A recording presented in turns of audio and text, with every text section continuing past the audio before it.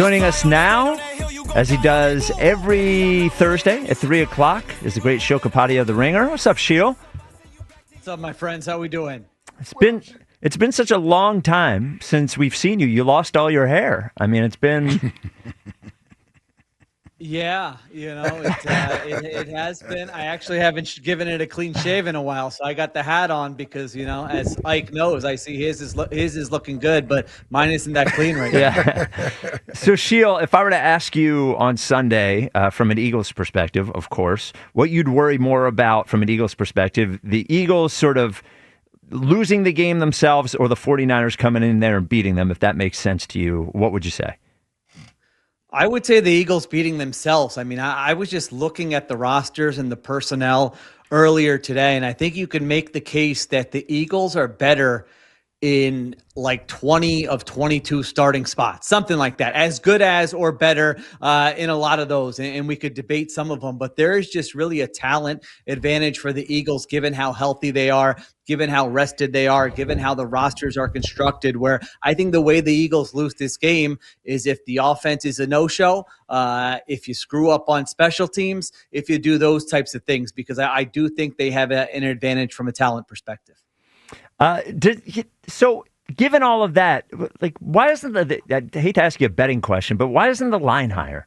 I guess I just look at it thinking, when I think of all that talent, I think of a 6-point line. I don't think of, opening up at 3.5. Like, what is it? Is it just the Eagles offense? Is that what it is?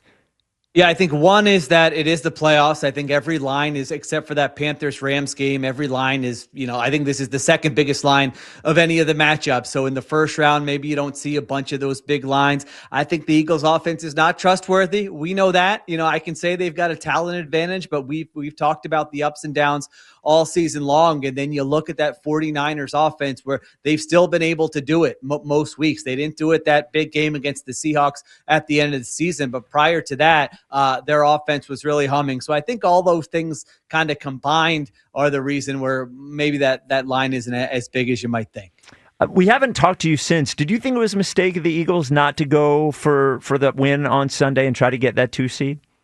Yeah, I always believe in going for the higher seeding because you never know what's going to happen on your way to the playoffs, and I think there's a big advantage to playing at home. Now, once the players started talking more about it and just thinking about how Landon Dickerson and Cam Jurgens have looked on film at the end of the season, I think the team has more information than I do about those injuries. And if they feel like, hey, this offensive line specifically can get healthier with a week off, I understood the decision. So I didn't think it was, I thought it was a hard decision is what I would say. I would have played the starters, but I understood where they were coming from. That being said, Sheil, it certainly puts a lot more pressure on them to go out and actually perform, because you took the week off. You as of right now, sacrifice the number 2 seed for rest. That rest is going to have to pay off. So when you look at that Sunday, what unit do you think? Or let me just put it this way. I look at the offensive line. I think they're the most important when coming into this game. The running game has to get going. What do you think that we're going to see and what we need to see Sunday from this Eagles team to sort of feel confident about them, not only just winning this game, but moving forward? I think the dream scenario, if you're an Eagles fan, if you want to let your mind wander to what the next 3 to 4 weeks could be, is that this offensive line can sort of find another gear in the playoffs, and that you can talk yourself into. These guys were playing through so many injuries this season, and they didn't look like themselves. But you know what? That extra week off, it's getting a bye week. Now they're going to come back in the playoffs, and they're going to face a 49ers front that is not very good, that is injured. They are potentially going to face a Bears front in the divisional round that is not great, and that we can actually get to a point where a couple weeks from now we're saying, wow, they actually did run the football pretty well against the Niners and maybe the Bears. And wow, the offensive line was blowing those defenders off the ball. We hadn't seen it a lot throughout the season, but man, that extra week off helped them. The matchups helped them, and now they're in position to actually make a Super Bowl run. So yeah, I'm with you. The O-line, just one way or another, it feels like it's going to determine how far this team goes.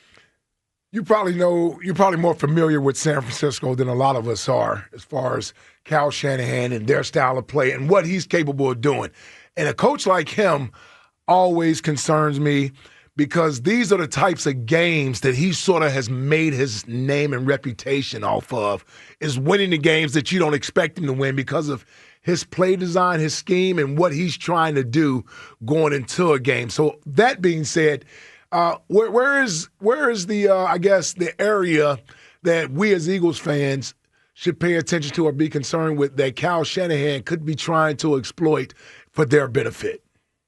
Yeah, I mean, it's one of those tough ones because you look at it on paper and you look at the Eagles defense and you look at that second cornerback spot and you say that is the position to exploit if you're an opposing offense. But the way the 49ers are built, they don't generally they're not like the Cowboys where they got two great wide receivers and just attack them on the outside. So they just do a lot of things that create uncertainty. They use a lot of motion. They use a lot of shifts. They use a lot of personnel groupings. I think that's probably the big one. They play with a fullback on, I think, 45% of their snaps. And so when you're a defense, you have to go in and say, all right, are we going to play bigger on defense? And then if you do that, usually what they say is, okay, play action. We're going to now throw the ball because you're bigger on defense. And then if you say, no, we don't need to do that, we'll just stick with our nickel on defense, then they try to run the football on you. And they do that probably better than any offense in the NFL. Now, they haven't been the best rushing team in the NFL this year. They've kind of been up and down statistically. They've been mediocre, but that's something to keep an eye on. What does Vic Fangio do? How does he kind of counter that going up against those personnel groupings that you really don't see on a weekly basis in the NFL?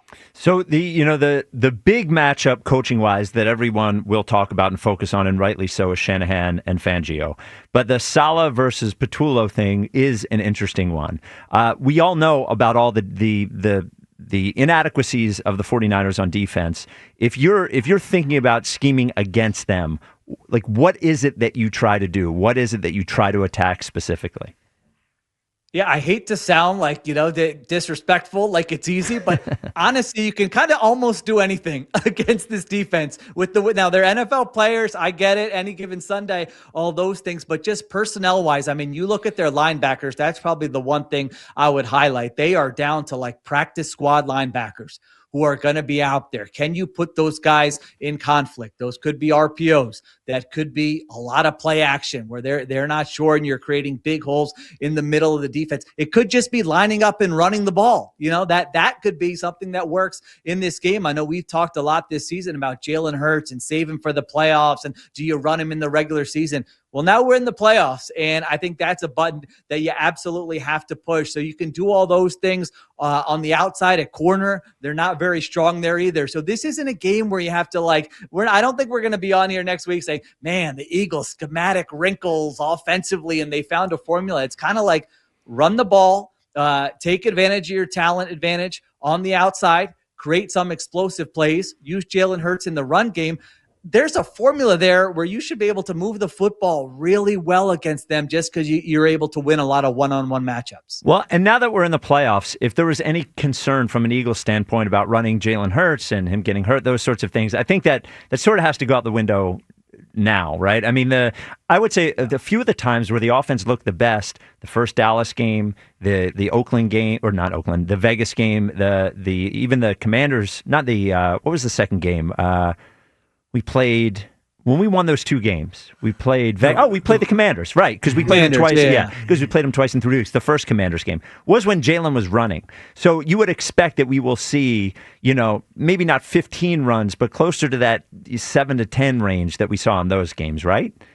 Yeah, and it's those high leverage snaps, 3rd and 4. Remember, there's been years past where 3rd and 4, they're lining up and empty, and all of a sudden they're running a quarterback designed run. It's the red zone. It's 3rd down, all those times. So it's just been part of what they've done and why their offense has been, good at times in 21, 22, 23, and 24. And this is the first time really they've been like, no, we're not doing this in the regular season. But to your point, the reason for not doing it in the regular season is to keep Jalen Hurts healthy. And Jalen Hurts right now is as healthy as I think he's ever been going into the playoffs. So now it's time to turn up the dial there and use it.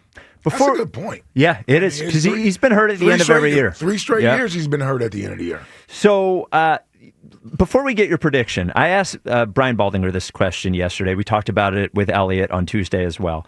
If you were starting a franchise tomorrow, and my question here is for Ringer NFL show Sheil, not Philly special Sheil. If you can separate them.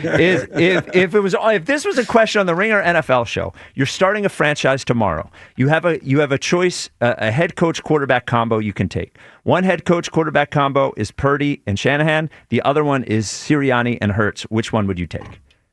I saw this clip on social media, Spike. I started preparing. I was like, team getting ready to game plan because I thought, all right, this question is probably going to come my way on Thursday. And I want to be clear about the way you framed it. You didn't say for the Eagles right now, because for the Eagles now, it's hard to go against Hurts and Sirianni. They almost never lose. They've been to the Super Bowl. If I were starting a franchise, I disagree with Baldy. And I actually do think it's hard. I know he was like Hurts, Sirianni. I would go with Shanahan and Purdy. If I were starting a franchise right now and I didn't know if I had Vic Fangio and I didn't know if I had Howie Roseman and I didn't know what kind of talent I had, because at the very least, I think those two have shown that they're going to have a good offense year in and year out, and the other stuff you have to hope you can figure out. If I'm going with just Sirianni and Hurts, and I don't know who my defensive coordinator is or who my GM is, then I'm getting a little bit nervous about what I actually have. So I know that's not going to appease a lot of people, but I said to myself, you know what? I'm not going to pander to the audience. Let me answer this honestly if Spike throws it my way. So there you go. Well, yeah, it wasn't. I appreciate that. Yeah, very much. It wasn't that Baldy picked Sirianni and Hurts. I think there's certainly arguments to be made for sure. It was that he said he wouldn't even, and for what it's worth, it's not debatable. It's not debatable, and he said it right away. He didn't even like that. I was surprised. Yeah, I didn't think he was pandering actually, because that sounded like his natural reaction. And I think the reason I was so, and yes, that wasn't would you trade. The question wasn't would you trade Sirianni and Hurts. Is if you were starting a franchise tomorrow. So he was celebrating his birthday a little early. Yeah, that's my official take. Wait, well, hold on. Do you think he puts more emphasis on Hurts or Sirianni? Because I think he puts more emphasis on Hurts. You think he does? I agree. I think he has to. Huh. Yeah, I don't know. I don't know. I just wonder where he. I mean, listen, Baldy can speak for himself, but do you think he believes both are better than both Cal and Brock Purdy? I don't know. I was so stunned. I would give Cal Shanahan the edge over Nick Sirianni, certainly from a play caller and a play designer standpoint, but I still would go with Jalen over Brock. Well, yeah, that was what I brought up to Baldy, is that if you hire Shanahan in that spot, you basically know two positions are filled. And that's what the Eagles are going to go through every year, is that if you have a successful year, you're likely losing an offensive coordinator, and that isn't something that Shanahan has to worry about in the same way. So, and I do think he actually loses assistants to go be head coaches. And I do think... we lost Steichen and Gannon and Kellen Moore. That's true. That's Yeah. Oh, come on. I'm pro Eagles on How's that this working show. out for those guys? I haven't been paying attention. What was your stat about Gannon, Sheil? You said he's 200 out of 204 coaches all time in record? Yeah. He's got a winning percentage under 300, which ranks 200th out of 207 coaches in NFL history who have coached at least 50 games. That sounds bad. That's not good. Yeah, I don't think it's good. Yes! And I would take Purdy over Hurts, but I do think that is closer than the other one. So your prediction for Sunday, Sheil, give it to us. Yeah, I like the Eagles in this game. I'm kind of surprised how confident, honestly, I am in the Eagles in this game. I just think they can win up front with their pass rush against this offensive line. I think offensively, this isn't a game where you have to break out 400 different wrinkles. Like I said, I think you can kind of do what you want to do what Jalen Hurts is comfortable with, hit some explosives downfield. So I've got Eagles 27, 49ers 21, and I don't think it's one that's going to come down to the last 2 minutes. I think Eagles will have a nice lead in the fourth quarter, maybe give up a touchdown.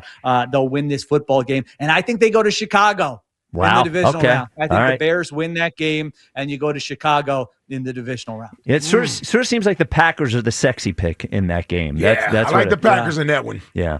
Okay. All right, Sheil. Well, thank you. 27 points. That's adorable. Would love to see that happen. So we will. Hopefully, we are talking to you about Eagles Bears next Thursday. Thank you as always, Sheil. All right, Sheil. All right. Take care, guys. There he is, the great Sheil Kapadia.